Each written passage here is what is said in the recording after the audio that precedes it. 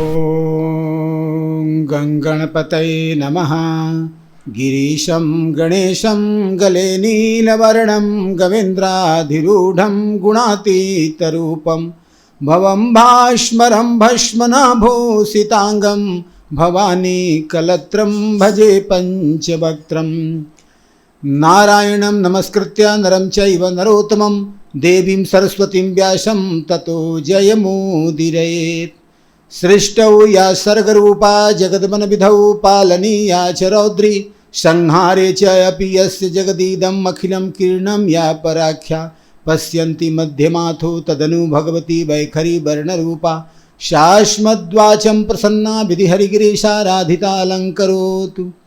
ॐ सच्चिदानन्दरूपाय विश्वोत्पत्त्यादिहेतवे तापत्रय विनाशाय श्रीकृष्णाय वयं नुमः। श्रीमद्भागवत महापुराण की इस कथाक्रम में हम लोग कल कथा श्रवण कर रहे थे। राजा परीक्षित गंगा के तट पर आसीन हैं और सुखदेव जी उनको कथा सुना रहे हैं। गंगा मैया की बड़ी कृपा है, वहाँ सभी संतों का जमावड़ा लगे हुए हैं, सभी भक्त वहाँ एकत्रित हो गए हैं और सब इस अद्भुत उपाय को सुनने के लिए उत्सुक है कि सुखदेव जी क्या बताते हैं।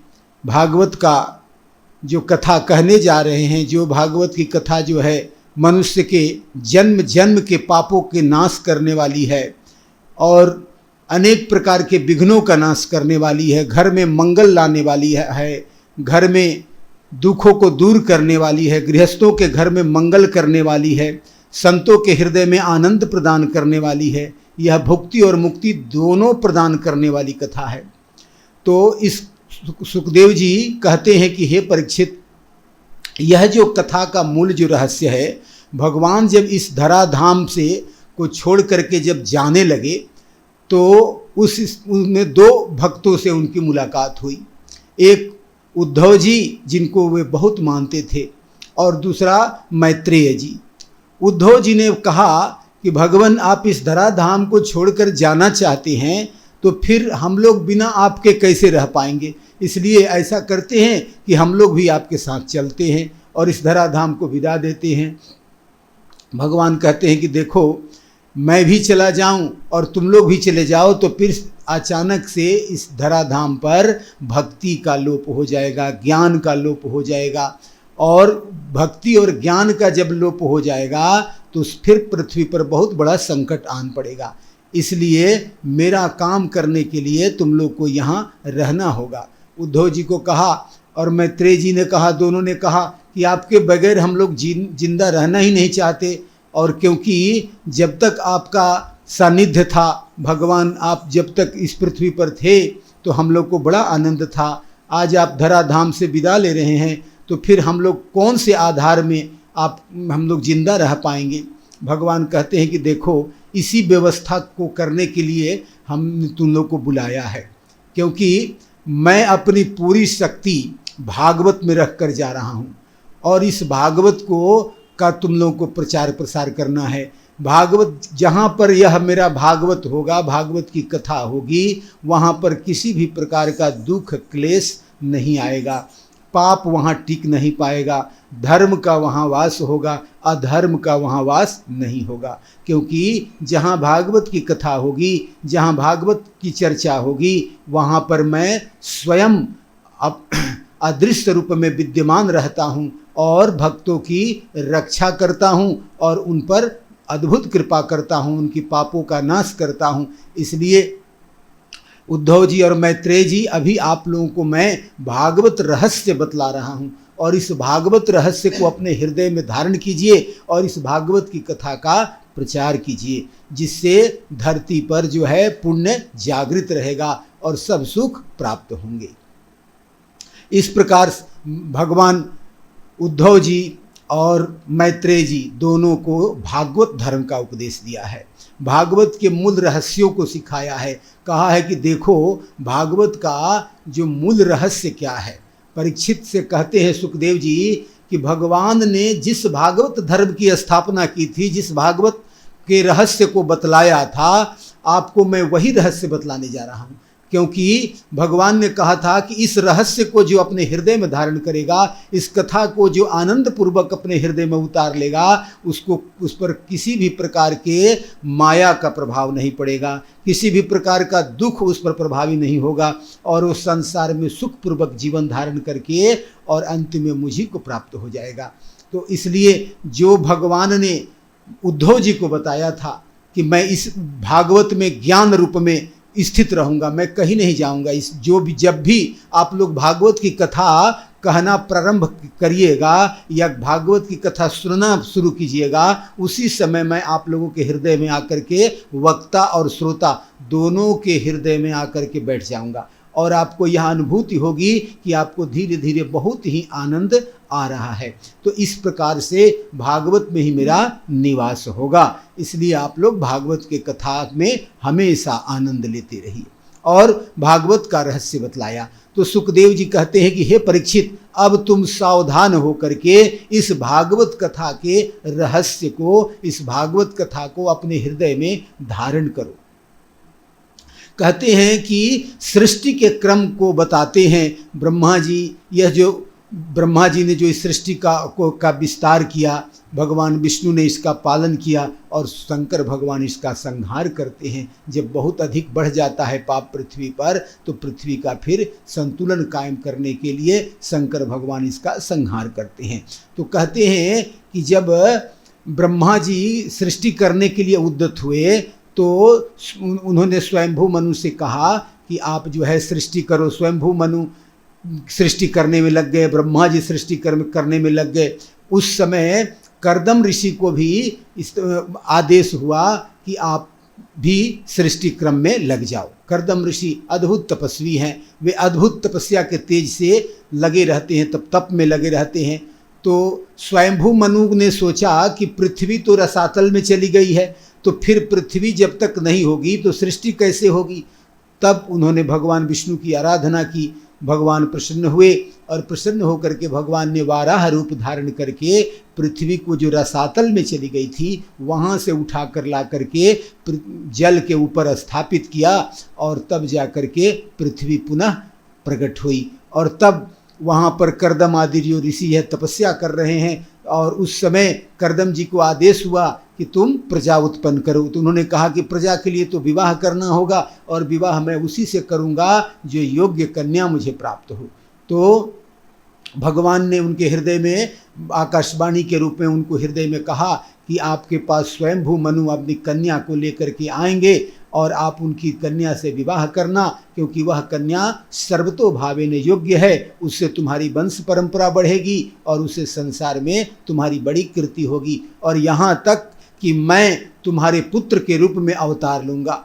तो कर्दम जी बड़ा खुश हो गए कि भगवान मेरे घर में आएंगे, इससे बड़ी बात क्या हो सकती है। यद्यपि कि कर्दम जी को विवाह में कोई किसी प्रकार की इच्छा नहीं थी, फिर भी उन्होंने सोचा कि जब भगवान का पदार्पण पुत्र के रूप में होने वाला है तो यह विवाह बड़ा उत्तम है, इसलिए कहा कि मुझे स्वीकार है। और इस प्रकार से स्वयंभू मनु को भी आदेश हुआ है। स्वयंभू मनु की जो संतान अभी जो वंश परंपरा है, उसमें 2 पुत्र हैं इनके, प्रियव्रत और उतानपाद, 2 पुत्र हैं, और इनकी 3 पुत्रियां हैं, आकुति, प्रसूति और देवहूति। इन्हीं 3 पुत्रियों से और 2 पुत्रों से पूरे संसार की सृष्टि भरी पड़ी है। तो ये जो उसमें देवहूति है, यह बड़ा अद्भुत है। ये बड़ा 4 बजे भोर में उठ करके पूजा करती है, तपस्या करती है, और अपने पिता से कहती है कि हे पिता, आप मुझे उसी से विवाह करना जिसकी भक्ति में मन लगता हो, क्योंकि मेरा मन भक्ति में लगता है, मुझे भोगों में कोई रुचि नहीं है, इसलिए आप ऐसे व्यक्ति से विवाह करना जिसको भक्ति में आनंद आता हो। तो उन्होंने मन में सोचने लगे मैं क्या करूं। उस समय नारद जी आए, और नारद जी आकर के उन्होंने कर्दम ऋषि के गुणों का बड़ा बखान किया। कहा कर्दम जी बड़े तपस्या में तेज हैं और वे विवाह भी करना चाहते हैं, भगवान का आदेश उनको प्राप्त हुआ है, इसलिए अपनी कन्या को लेकर के उनके पास आप जाइए, वे विवाह करने के लिए तैयार होंगे। और ऐसा कहने के बाद स्वयंभू मनु अपनी कन्या को लेकर के, अपनी पत्नी को लेकर के, मनु शत्रुपा दोनों वहाँ गए हैं। और जा कर के कर्दम ऋषि की स्तुति किए हैं। कर्दम ऋषि भी स्वयंभू मनु की स्तुति करते हैं। दोनों जब यथावत स्थान पर बैठ गए तो कर्दम जी ने सबके लिए स्थान दिया है। देवहूति भी वहाँ गई है। देवहूति जानती है कि ये मेरे पति होने वाले हैं, इसलिए वहाँ जो आसन दिया कर्दम जी ने, उस आसन पर वह नहीं बैठती है, अपने हाथों से स्पर्श करके उसका स्वागत करके नीचे ही बैठ जाती है। उसके बाद कर्दम जी सोचते हैं कि जिससे विवाह करना है उसका कैसा स्वभाव है, इसको जान लेना आवश्यक है। इसलिए पूछते हैं, प्रश्न करते हैं, कहते हैं कि एक बात बताओ कि मैं विवाह तो करना चाहता हूँ, लेकिन विवाह के क्रम में मैं एक बात बता देता हूँ कि जब तुमसे पुत्र उत्पन्न हो जाएगा, जब तुमसे संतान वंश परंपरा तैयार हो जाएगी, तो फिर मैं संन्यास ले लूँगा, क्योंकि भोगों में मुझे कोई रुचि नहीं है। तो देवहूति कहती है, हे भगवान, मुझे भी भोगों में कोई रुचि नहीं है और मैं यह चाहती हूँ कि मैं भी पूजा पाठ और सत्संग में मेरा जीवन बीते, इसलिए वंश परंपरा को आप आगे बढ़ा करके आप संन्यास ले सकते हैं। इस प्रकार जब सब कुछ तय हो गया तो विवाह हो गया। तो कर्दम ऋषि का जो विवाह देवहूति के साथ हुआ है, जिस दिन विवाह हुआ, विवाह होने के बाद ही कर्दम ऋषि तपस्या में लीन हो गए, उनकी समाधि लग गई और बहुत दिनों तक समाधि लगी रही और वो सैकड़ों वर्षों तक समाधि चलती रही। और इसके बाद जब अंत में उनकी समाधि जब तक रही, देवहूति उनकी सेवा करती रही। सेवा करते करते यहाँ तक कि अब उनके चेहरे पर झुर्रियाँ पड़ गई, शरीर कमज़ोर हो गया। शरीर का जो रौनक था वह इतनी सुंदर थी, इतनी सुंदर थी कि उस समय विश्व में देवहूति जैसा कोई सुंदर नहीं था। लेकिन समय का प्रभाव पड़ा और वे अब बूढ़ी दिखने लगी और पति की सेवा करते करते बहुत समय बीत गया। एक दिन जब ध्यान टूटा कर्दम जी का, तो उन्होंने पूछा कि आप कौन हो, आप यहाँ क्या कर रही हो? तो उन्होंने कहा कि बहुत पहले आपसे मेरा विवाह हुआ था और मैं आपकी सेवा कर रही थी और यही सेवा करते करते मेरा समय बीता है आपके आश्रम में। मुनि कहते हैं कि तुमको तो बड़ा कष्ट हुआ मेरी सेवा में, मैंने तो अपनी साधना में, अपनी तपस्या में भूल ही गया था कि तुमसे मेरा विवाह हुआ है। मैं तुम पर बहुत प्रसन्न हूँ, तुम मुझसे वरदान मांगो। तो इस पर देवहूति कहती है, प्रभु मुझे वंश परंपरा के रूप में एक संतान प्रदान करें, जिसके चलते वंश परंपरा आगे चले और मुझे आधार प्राप्त हो। तो उन्होंने कर्दम जी ने कहा कि वंश परंपरा के लिए तुम्हें युवा अवस्था चाहिए, तो इस जो सामने सरोवर है, इस सरोवर में तुम स्नान करो और मेरी तपस्या का बल देखो। और ऐसा कह करके उन्होंने मन ही मन अपनी तपस्या को श्री कृष्णार्पण करते हुए और भगवान से प्रार्थना की कि देवहूति को यथा योग्य शरीर प्राप्त हो। और जब वह देवहूति नदी में प्रवेश की, सरोवर में प्रवेश की, तो जैसे ही प्रवेश किया स्नान करने के लिए डुबकी लगाई, तो बहुत सारी देव कन्याओं ने उनको पकड़ लिया और ले जा करके उनका दिव्य श्रृंगार किया, अमृत आदि से उनके शरीर में लेपन किया। वह पुनः जीवा अवस्था को प्राप्त हो गई और बहुत तरह के आभूषणों का धारण करके जब वह बाहर आई तो कर्दम जी प्रसन्न हो गए कि यह पूर्णतः सौंदर्य की देवी के रूप में प्रतीत हो रही थी। तो कर्दम जी ने कहा, हे देवी अब तुझे क्या चाहिए? उन्होंने कहा, महाराज गृहस्थी चलाने के लिए घर होना चाहिए, घर का निर्माण कीजिए। तो कर्दम जी कहते हैं, उसमें भी मेरी तुम तपस्या देखो। और उस प्रकार से उन्होंने अपने तपोबल से एक दिव्य विमान बनाया है और उस दिव्य विमान में संसार में जितने भी भोग्य पदार्थ हैं, सब भोग्य पदार्थ उसमें मौजूद हैं। और वह जो विमान है बिना ईंधन के चलने वाला है और जहाँ चाहे वहाँ उस विमान पर जा सकते हैं। और उस विमान पर देवहूति और कर्दम विद्यमान होते हैं और उसमें सैकड़ों वर्ष तक तपस्या की और सैकड़ों वर्ष तक आनंद भोग करते रहे। और अंत में जब ऐसा समय आया, उनको 9 कन्याएं उत्पन्न हुई। वो जो 9 कन्याएं उनको जो उत्पन्न हुई, उनमें कला, अनसुईया, अरुंधति, शांति, श्रद्धा, हविर्भू, गति, क्रिया और ख्याति। इस प्रकार जो है उनकी जो 9 कन्याएं हुई हैं, ये 9 दिव्य ऋषियों को ब्याही गई हैं। तो उसमें जो ऋषि से विवाह हुआ है, उसमें कला का विवाह मरीचि से हुआ है, अनसुईया का जो विवाह अत्रि ऋषि से हुआ है, और अरुंधति का विवाह वशिष्ठ जी से हुआ है, और शांति का विवाह अथर्वा ऋषि से हुआ है, और श्रद्धा का विवाह अंगिरा ऋषि से हुआ है। हविर्भु पुलस्त्य को ब्याही गई, गति पुलह ऋषि को ब्याही गई, और क्रिया क्रतु ऋषि को, और ख्याति भृगु ऋषि को ब्याही गई। इस प्रकार से सबका विवाह हुआ। और जब ऋषि वन को जाने लगे तो देवहूति कहती है कि आपने कहा था कि मुझे पुत्र देंगे, मुझे पुत्र तो हुआ नहीं। तो इस पर कहते हैं ऋषि, कर्दम ऋषि कहते हैं कि भगवान ने कहा है कि मैं स्वयं पुत्र के रूप में पधारूंगा, इसलिए जब पुत्र हो जाएगा तभी मैं जाऊंगा। और तब ऐसा शुभ समय आया। कार्तिक शुक्ल पक्ष पंचमी के दिन, शुभ नक्षत्र में बुधवार के दिन पदार्पण हुआ कपिल भगवान का। बोलिए कपिल भगवान की जय। जब कपिल नारायण आ गए, कपिल भगवान का अवतरण हुआ, माता के गर्भ से इनकी उत्पत्ति हुई। ये कपिल जी सांख्य योग को स्थापना करने के लिए, सांख्य योग की स्थापना करने के लिए इनका प्रादुर्भाव हुआ है।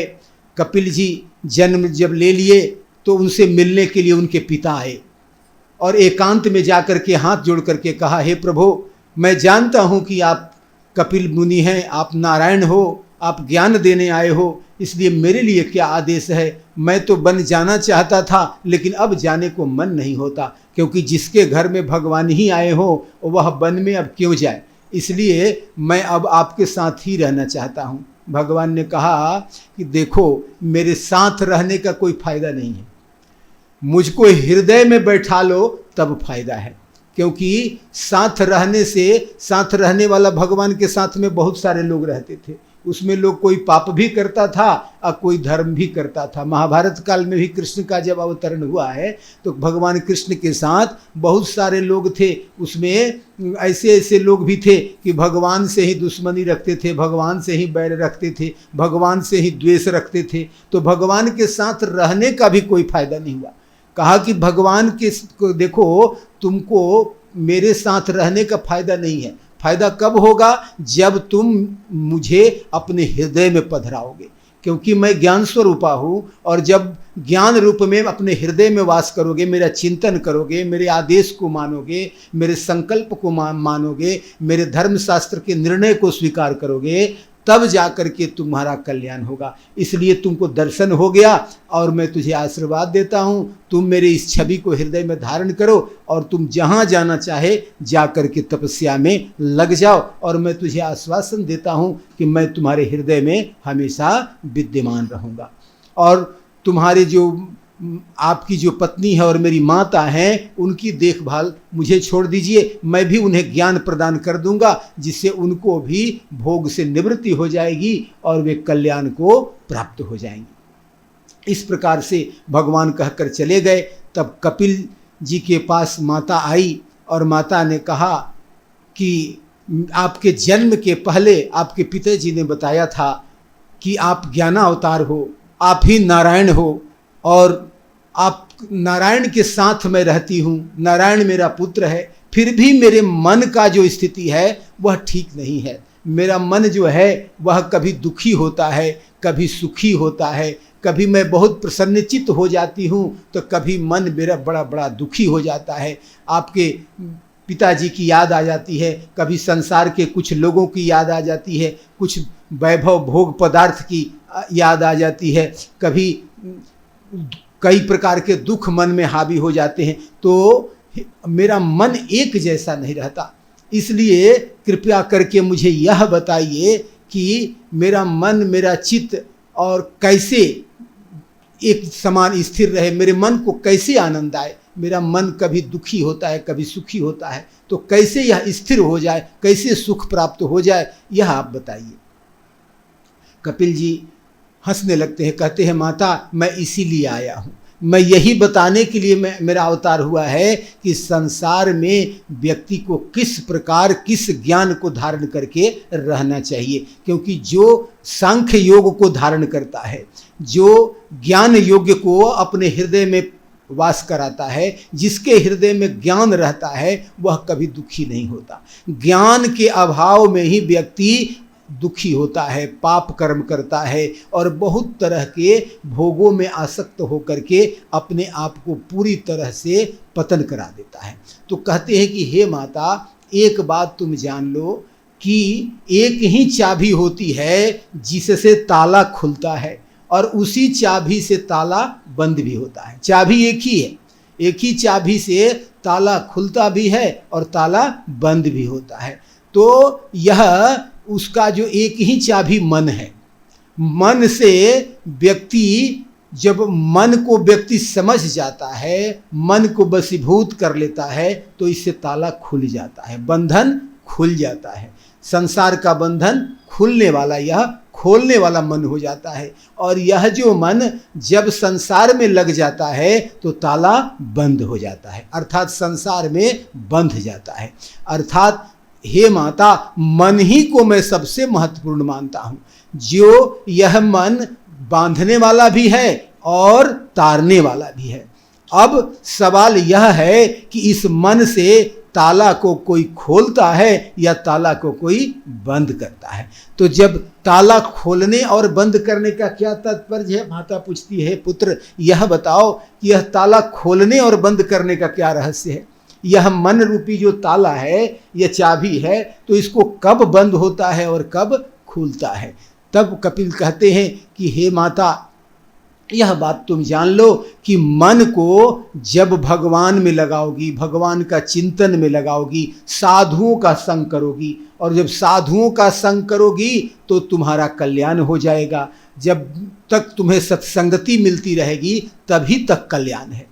क्योंकि जिस प्रकार जैसे ही व्यक्ति को ऑक्सीजन मिलना बंद हो जाए, व्यक्ति का प्राण चलना बंद हो जाता है, उसी प्रकार जैसे ही सत्संग की प्राप्ति बंद हो जाती है और कुसंग आने लगता है तो व्यक्ति का पतन होने लगता है, व्यक्ति का मृत्यु हो जाता है। इसलिए तो सबसे महत्वपूर्ण है माता कि तुम साधुओं की संगति करो, संतों के संग में रहो, क्योंकि संत तुम्हें जीवन जीने की कला सिखाएंगे। माता कहती है, यह बात तो ठीक कहते हैं कि संतों के संग रहना चाहिए, लेकिन संत है कहाँ? संत मिलना बड़ी कठिन है। संत को कैसे पहचाना जाए? संत तो बड़ा मुश्किल से मिलते हैं, और दूसरा आजकल संत तो कहीं दिखाई नहीं देते। कपिल जी कहते हैं, हे माता सावधान हो जा, संत उसी को नहीं दिखाई देते हैं जिसकी बुद्धि संत नहीं होती। जब बुद्धि संत भाव में स्थित हो जाती है तो सब लोग उसको संत ही दिखाई देते। दुर्योधन की सभा में भगवान स्वयं आए तो पितामह जैसे लोगों ने कहा, अरे तुम्हारे सामने कौन खड़ा है, तुम पहचानते हो? दुर्योधन ने कहा, यह तो महादुष्ट आदमी खड़ा है।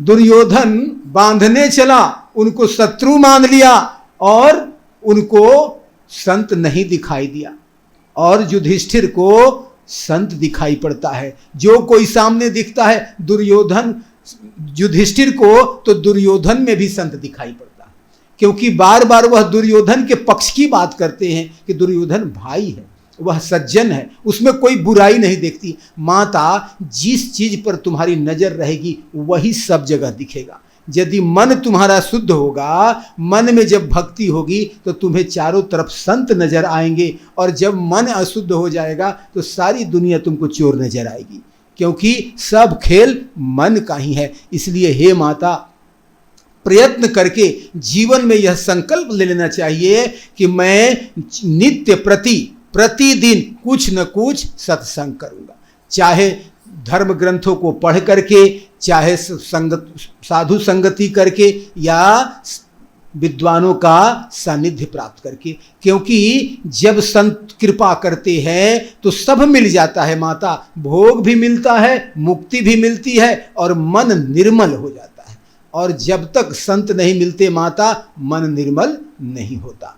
कपिल जी ने सांख्य मत का बड़ा सुंदर निर्धारित किया है, ज्ञान योग को पहले स्थापित किया है, ज्ञान से चित्त को शुद्ध किया है, और ज्ञान भाव को स्थित करके बहुत सारे जो करने लायक चीज है, जो नहीं करने लायक है, वह सब कुछ इन्होंने एक गीता का ही उपदेश दिया है, जिसे कपिल गीता कहते हैं। उसमें बड़ा विस्तार से इन्होंने उपदेश प्रदान किया है। तो मुख्य रूप से हम लोग को यही समझना चाहिए कि गीता, जो कपिल गीता का मुख्य यही भाव है कि मन को हमेशा भगवान के चरणों में, भगवान की कथा में, भगवान के उपदेश में लगाए रहना चाहिए, संतों का सानिध्य लेना चाहिए, जिससे मनुष्य की मुक्ति हो जाती है। तो उसके बाद कहते हैं कि करदम जी के और ये देवहूति के त्याग से, तपस्या से कपिल जी का अवतरण हुआ और कपिल जी ने कपिल गीता दे करके संसार का बड़ा ही कल्याण किया है। तो इस प्रकार से संसार की जो सृष्टि आगे बढ़ी और संसार में, इसमें भागवत में बताया गया कि जो व्यक्ति देह गेह में आसक्त है उस पुरुषों की अधोगति हो जाती है। जो संसार की ममता में फंसता है, जो भोगों में आसक्त हो जाता है, उसकी दुर्गति निश्चित होती है। और मनुष्य जो है वह विभिन्न प्रकार के अपने कर्मों के कारण कई योनियों में भटकता है, अपने पापों के कारण बहुत दुख प्राप्त करता है। और कहते हैं कि स्वयंभू मनु की जो पुत्रियां हैं उनसे जो वंश परंपरा चली है, और यह जो करदम ऋषि का जो वंश परंपरा है, जिसमें मरीचि को जो कला हुई, तो मरीचि से ही कश्यप मुनि उत्पन्न हुए और कश्यप मुनि से ही संपूर्ण काश्यपी सृष्टि का निर्माण हुआ है। और इसमें ये जो स्वयंभू मनु हैं, इनके जो दो पुत्र हैं, प्रियव्रत और उतानपाद। तो उतानपाद के दो पत्नियां हैं, एक सुरुचि और एक सुनीति। ये जो हैं सुरुचि और सुनीति। उतानपाद कौन है? उतानपाद जीव है। उतानपाद का मतलब हुआ सिर नीचे पैर ऊपर, उतानपाद। और उतानपाद राजा का नाम भी रखा गया, क्यों?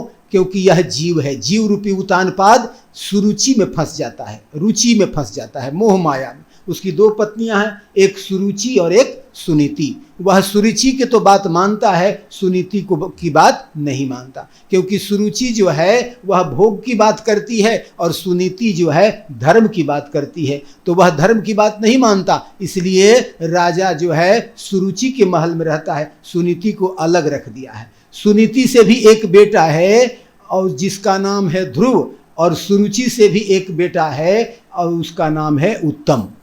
और लेकिन राजा को ध्रुव से कोई मतलब नहीं, सुनीति से कोई मतलब। ध्रुव का मतलब निश्चित, जिसका पुत्र ध्रुव हो, अर्थात जिसकी बुद्धि ध्रुव हो, निश्चयात्मिका बुद्धि हो, उसकी बुद्धि कभी बदलने वाली नहीं हो, धर्म से उसका मन कभी हटता नहीं, वह व्यक्ति कभी पाप कर्म में लिप्त नहीं होता। तो इस प्रकार से, लेकिन जो यह जीव है वह सुरुचि का सुनता है, तो सुरुचि का सुनने के कारण वह सुनीति की बात नहीं सुनता। एक दिन राजा अपने सुरुचि का जो पुत्र था, अपने जो उनका पुत्र था उत्तम, उसको गोद में बड़ा दुलार प्यार कर रहे थे। उसी समय कहीं से खेलता हुआ सुनीति का पुत्र ध्रुव वहां आया और 5 वर्ष का बालक अपने पिता के गोद में जाने के लिए हठ करने लगा। और पिता भी उसे गोद में लेना ही चाहते थे, लेकिन सुरुचि ने मना कर दिया और वह उनको बड़ा दुखित भाव से उनका अपमानित करते हुए ध्रुव से कहती है कि यदि तुझे राजा के गोद में बैठने का मन हो तो तू जा, भगवान श्रीमन नारायण की आराधना कर और उनसे यह मांग कि अगले जन्म में तू मेरे पुत्र के रूप में जन्म ले, तब तुझे राजा के गोद में खेलने का सौभाग्य प्राप्त होगा। ध्रुव जी क्या जाने, बड़े गुस्सा आया, बड़ा इनको गुस्सा आया। वहां से रोते रोते अपनी माता सुनीति के यहाँ आते हैं, कहते हैं माता, यह जो हमारी बीमाता है वह बहुत बुरी है, उसका बुरा होगा। माता कहती है क्या बात है? कहा मैं कुछ नहीं जानता, इसका बहुत बुरा होगा, यह तुझे बड़ा बुरा बुरा बात बोलती है। कहती है कि तुम्हारी माता मंदभागिनी है और मैं भाग्यशालिनी हूँ, इसलिए मेरा बेटा राजा के गोद में खेलेगा और तुम्हारा जो बेटा है, सुनीति का जो बेटा है, वह राजा के गोद में नहीं बैठ सकता। यह माता, यह जो सुनीति है, यह जो मेरी जो माता बीमाता है, यह बहुत बुरी है माता, इसका मंगल नहीं होगा। बड़ा सुंदर बात कहती है सुनीति। सुनीति कभी किसी का अमंगल नहीं करती। बड़ा सुंदर भागवत में भाव आया है, मां मंगलम तात परे सुमस्था भुक्ते जनो यत् पर दुखदस्तु, बड़ा सुंदर भाव आया। भुक्ते जनो यत् पर दुखदस्त, कहते हैं कि हे पुत्र, किसी के बारे में अमंगल कामना मत करो, क्योंकि किसी के बारे में अमंगल कामना करने से व्यक्ति का पुण्य खत्म होता है। और अपने पुण्य का संचय करो। किसी के बारे में बुरा मत सोचो, किसी का शिकायत मत करो, किसी की निंदा मत करो, किसी के बारे में अमंगल कामना मत करो। शत्रु के लिए भी अमंगल कामना मत करो। क्यों? क्योंकि शत्रु के लिए भी यदि अमंगल कामना किया जाता है तो व्यक्ति जो है अपने धर्म से गिर जाता है। और व्यक्ति जो कर्म करता है, तुम्हारी जो विमाता ने कर्म किया है उसका फल उसे स्वयं भोगना होगा, क्योंकि जो जैसा कर्म करता है भगवान उसको फल देता है। तुम्हारा यदि उसने अपमान किया है तो इस अपमान का फल स्वयं तुझे उसका नारायण उससे लेंगे, उसका बदला नारायण लेते हैं। इसलिए तुम उसका अमंगल कामना मत करो। लेकिन एक बात जरूर उसने बहुत सुंदर कही है, यद्यपि कि उसने मेरे प्रति बहुत भला बुरा तुमसे कहा है, लेकिन एक बात कड़वी कही है लेकिन सच्ची बात है। पुत्र कहता है कि कौन सी बात? कहा यह बात कि तुझे नारायण की सेवा करनी होगी। यदि नारायण खुश हो गया तो तू राजा के गोदी में बैठने का भाग्य प्राप्त कर सकता है। सुनीति बड़ी सुंदर बात कहती है कि बेटा, तेरा जो दादा है वह ब्रह्मा जी, वह नारायण की तपस्या करने के कारण ही सृष्टि की उत्पन्न करने का शक्ति रखते हैं और सृष्टि उत्पन्न करते हैं, इसीलिए उनका मान है। तो तू भी नारायण की सेवा के द्वारा संसार में जो चाहे सो प्राप्त कर सकता है। ध्रुव कहता है क्या मैं जो चाहूंगा सो मिल जाएगा नारायण की भक्ति करने से? माता कहती है हाँ बेटा, यह सत्य बात है कि यदि नारायण खुश हो जाए तो तू जो चाहे तो तुझे सो मिल जाएगा। बालक बुद्धि कहता है कि मैं वह श्रेष्ठ पद प्राप्त करूंगा जो मेरे बाप दादों ने भी नहीं प्राप्त किया। आज तक संसार में वैसा कोई श्रेष्ठ पद नहीं प्राप्त किया, मैं वैसा पद प्राप्त करूंगा, ऐसा मैं संकल्प करता हूं। माता कहती है बेटा, तू नारायण का स्मरण कर, नारायण का भजन कर। नारायण यदि प्रसन्न हो गए तो तुझे सब कुछ मिल जाएगा, कुछ भी बाकी नहीं रहेगा। संसार का भोग हो या मोक्ष, सब भगवान देने वाले। वहां से ध्रुव संकल्प करके अब नारायण की आराधना करने के लिए जंगल में चला जाता है। जब जंगल जाने लगता है तो नारद जी देखते हैं, कहते हैं कि यह जो मेरा भक्त है यह तो चला जा रहा है, यह भगवान का अद्भुत भक्त है और यह चला जा रहा है जंगल में तपस्या करने, जरा इसका परीक्षा लेते हैं। ध्रुव के पास नारद जी आते हैं, कहते हैं बेटा कहाँ जा रहे हो? कहा नारायण की तपस्या करने, मुझे नारायण से उत्तम पद लेना है। कहा नारायण को खुश करना बहुत कठिन है। नारायण को खुश करने में सुना है कि किसी की कितना जन्म जन्म लग जाता है, कितना समय लगेगा कोई ठिकाना नहीं है। यह तुम जान लो, नारायण जल्दी खुश नहीं होता, बहुत समय लगता है, बहुत तपस्या करना पड़ता है। जन्म जन्म मुनि जतन कराए, अंत राम पद आवत। राम का नाम तक नहीं आता है, राम आने की तो बाद की बात है बेटा। बड़ा कठिन काम है भगवान की स्तुति करना, भगवान को प्राप्त हो जाना बहुत कठिन है। ध्रुव कहता है मैं कुछ नहीं जानता, कितना भी कठिन काम हो, मैंने सोच लिया तो सोच लिया कि नारायण को मैं खुश करूंगा तो करूंगा, क्योंकि नारायण से मैं सबसे ऊंचा पद प्राप्त करूंगा। इस प्रकार से उन्हें कहा कि जंगल में बहुत भय आएंगे। कहा मेरा कोई भय कुछ नहीं बिगाड़ेगा, मेरे सामने एक लक्ष्य है कि मैं किसी भी प्रकार से भगवान को प्रसन्न करूं और प्रसन्न करके और अपने ऊंचे पद को प्राप्त करूं। इस प्रकार ध्रुव वहां से चला गया और चला जा करके और वह जंगल में चला गया। और जाने के पहले नारद जी उसको मंत्र देते हैं, कहते हैं बेटा तू जंगल जा रहा है तो मंत्र की आवश्यकता होगी, तू 12 भगवान का मंत्र का जाप करना, ओम नमो भगवते वासुदेवाय। 3 बार उसके कान में मंत्र दिया, मंत्र दीक्षा दिया। कहा बेटा बिना गुरु के दीक्षा के मंत्र सिद्ध नहीं होता, इसलिए मैं तुझे अभी दीक्षा प्रदान कर रहा हूँ। और ओम नमो भगवते वासुदेवाय मंत्र दे करके उनको विदा किया।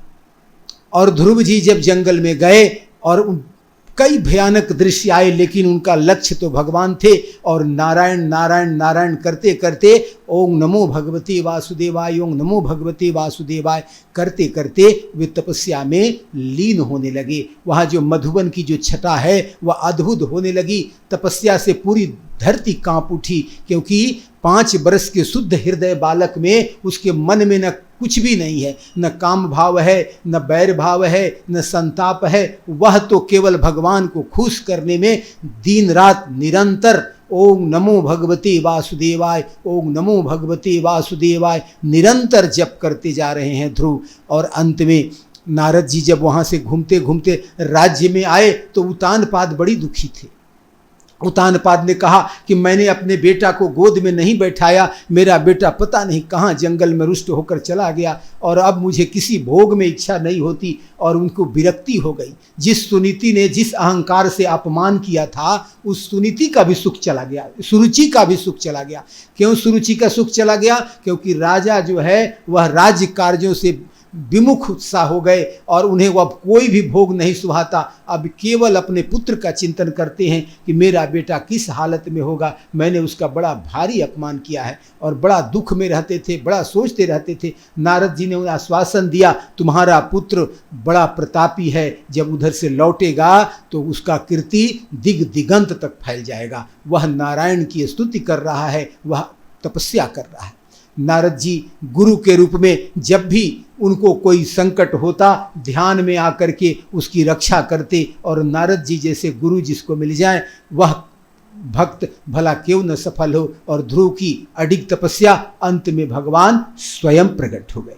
और भगवान जब स्वयं प्रकट हो गए तो अपने शंख को उसके गालों से स्पर्श करा दिया है। और स्पर्श करा देने के बाद ध्रुव जी बड़ा सुंदर स्तुति की, ऐसी स्तुति की कि वेदों को भी वह समझ में नहीं आया कि यह स्तुति मंत्र कहाँ से ध्रुव बोल रहे हैं, क्योंकि वेदों में तो कोई स्तुति ऐसी है नहीं।